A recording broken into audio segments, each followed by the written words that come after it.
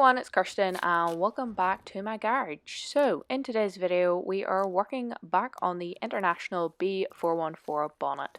I just decided that I wanted to get back to welding because zinc plating went so well. If you haven't watched that video, please do so. So I just thought it was about time that I get back onto it. So I just like to say that this bonnet is a practice bonnet. The whole reason that this bonnet is getting done in the first place is to have plenty of practice for when I go and actually start restoring my Audi Quattro. So if you see some really dodgy welds, some dodgy painting, and all that, please don't judge, okay? It's a bonnet, it's a practice bonnet, and that's exactly what I'm doing. So first thing I'm doing here is actually making a template. The easiest way I found to do this is actually just using this 3M tape. Put it down, you rub it into all the little nooks and crannies, and then you just mark out exactly, obviously, what needs done. So in the end, I actually didn't use a lot of this template. You'll see later on why. But again, it's practice. Practice is practice. So here I am. I'm using a red Sharpie and a ruler and just marking out exactly what there is. So there's that curve there at the front that needs cut out, and then this little, I don't know what to call it, like a groove. I use basically the bead roller to create this. Now I have done a test on this certain bit of the bonnet before using my shrinker and stretcher. If you follow me on any of my other social medias, you would have seen that a few weeks ago or a few months ago maybe. I really did not enjoy it. I only have one shrinker and I have two teeth. I have a shrinker jaw set and a stretcher, and I couldn't be bothered to keep changing them, so I just used I believe it was the shrinker to try to make that curve, and it was absolutely horrible. So this is why I'm trying to make it again, just in like an easier way. Now that I've made that lovely template, I'm just using a cup wire wheel here on my angle grinder, and I'm just cleaning off the bit of metal that I'm going to be using to actually make this new panel. As you can see, I'm actually running out of it, so I'll need to go get some soon. Then I'm just putting that template down and marking around it just to see obviously where I need to cut. I have not worked in the garage like this in quite some time, so using the angle grinder alone was very scary. Didn't realize, it has a bit of a kick to it. So if you see me holding it in some weird shapes, again, don't judge. I judge myself enough. They really need to monitor who actually buys power tools, because I definitely should not need them. And I also wonder why I have a sore back, and looking back on this I'm like, oh, that's probably why, because I look like the hunch of Notre Dame.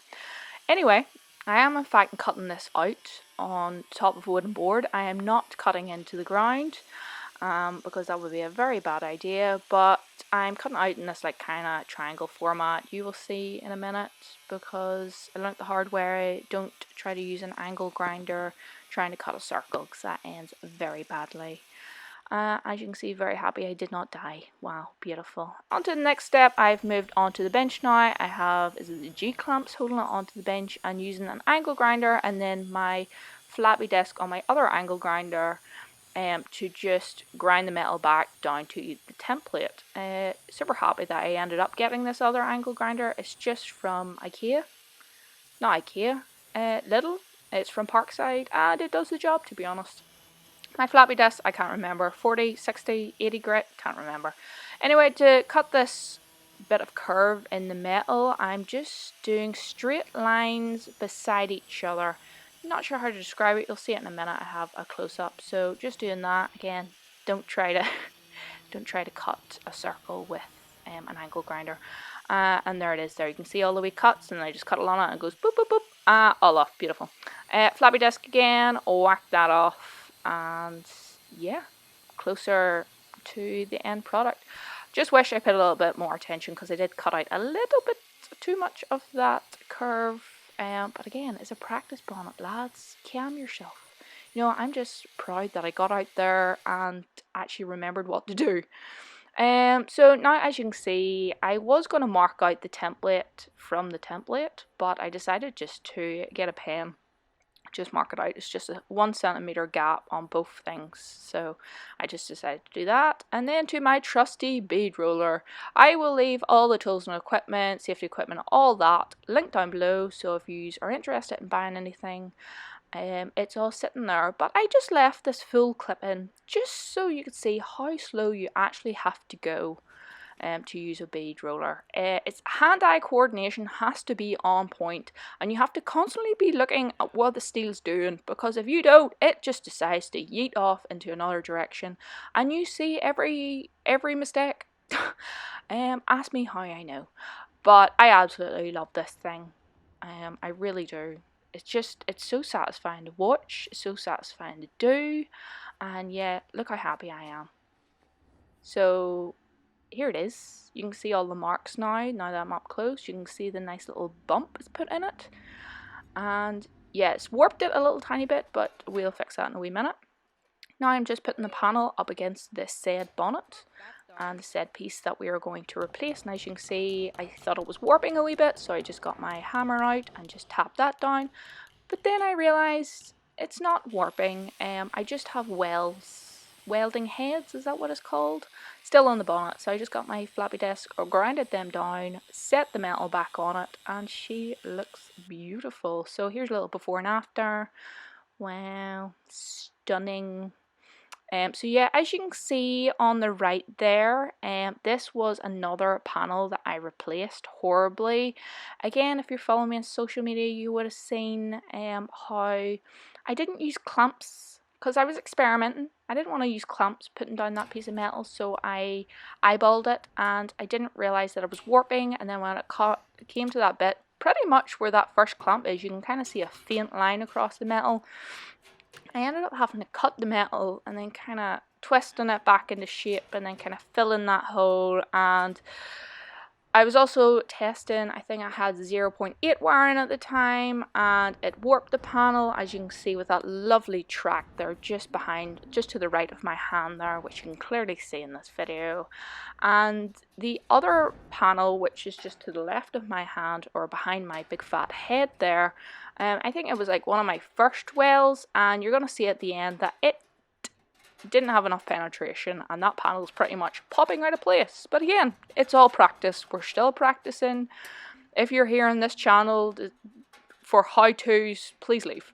Just leave. This is a learning curve. Anyway, got the clamps, put the clamps on, marked it around with Sharpie, got a little scribe, and that's the exact mark where the panel's going to. So I'm going to cut just a little bit above that, and then I will sand down till that mark. So get my angle grinder again. Try not to kill myself. As you can see with my facial expressions, I'm really enjoying the sparks. Please wear PPE when doing this. As you can see, I'm covered head to toe. I actually have noise cancelling headphones underneath that hat. That's why I look like I have a mushroom head. So I have noise cancelling headphones on. I then have obviously my safety glasses. I have my hat to protect my hair because I was bald once. Don't want to go bald again. I have a full-blown boiler suit on, steel toe caps, got the whole shebang, and even gloves. So please wear your PPE. Going in with my floppy disk just to kind of get the most of the roughness off, and then I realised that I actually had a belt sander, so had to move the whole thing to the ground. My favourite place to work apparently. Who needs good knees and a good back? You know, I do. I need them. Anyway, got my little belt sander out. This thing's great. I believe it's like a 10mm belt sander from Clark's. First time really using it. I think I need different sandpaper. I think I need the blue one, the Zirconian. I have the red one, the Oxide. But yeah, it did its job, you know, after a bit of time. Don't judge the way I'm holding it. I had no idea what I was doing. But this is it. This is it. As you can see, it didn't even need clamps, so that meant it was too tight. So I did go around a few wee bits where there wasn't enough spacing. Because again, I learned the hard way that if there's not enough spacing, the panel will warp. Then I realised the panel was already warped, so I got my nice little dolly and hammer set and just tapped them out. Again, love this set. If you ever have anger issues, lads, just get a bit of metal and a hammer and a dolly. Just start whacking it. It's so therapeutic. Anyway, got that all nicely done. Then obviously clamped the panel back in as you need to before you weld it, obviously. With my welding clamps, again, love these things. Class. And here you can see it all nicely welded up. Now, there was a step in between this. I did get the wire wheel out and obviously clean up the edges. Now, I think it's actually well through primer that's on that bonnet, but anyway, it is what it is. She all nice shiny now, ready to go. Now, when it comes to welding, this is obviously where it all went wrong, as it always does. I recently put 0.6 wire into my welder. I did get a test panel and I did work in it before working on this, and it worked great, obviously, but actually welding on this thing, it was a temperamental piece of yeah. As you can see, I also used the airline because it was nearly lunchtime and I wanted it done. Controversial, I know, but it cooled it down lovely. But yeah, I think it's just going to be a bit more trial and error to see how I actually go. But I ended up turning off the camera because I did have a wee minty bee. So at the end, I got my floppy disk again and I used my DA sander for the first time. How exciting to sand it down. As you can see, it's horrible. Don't judge me. It's practice bonnet. Don't look at it. Okay, if you like my channel, please subscribe. Bye!